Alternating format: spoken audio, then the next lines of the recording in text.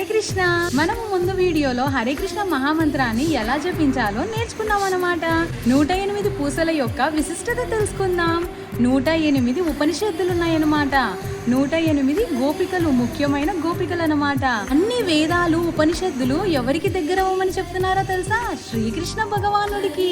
109వ పూసను గురు పూస అంటారనమాట. అక్కడికి వచ్చేసరికి మనం మళ్ళా ఇలా తిరిగి చాంటింగ్ ని స్టార్ట్ చేయాలన్నమాట. హరే అంటే కృష్ణుడి యొక్క శక్తి, అంతరంగిక శక్తి, రాధారాణి. కృష్ణ అంటే కృష్ణుడు, హరే అంటే సీతమ్మ తల్లి, రామ అంటే రాముడు.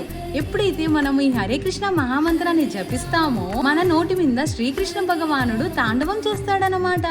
కాబట్టి కృష్ణుడి యొక్క నామము, కృష్ణుడి యొక్క రూపము, కృష్ణుడి యొక్క లీలలు ఏవి వేరు కాదనమాట. ప్రతి ఒక్కరు ఈ హరే కృష్ణ మహామంత్రాన్ని జపించి జన్మ, మృత్యు, జర, వ్యాధి నుంచి బయటపడండి.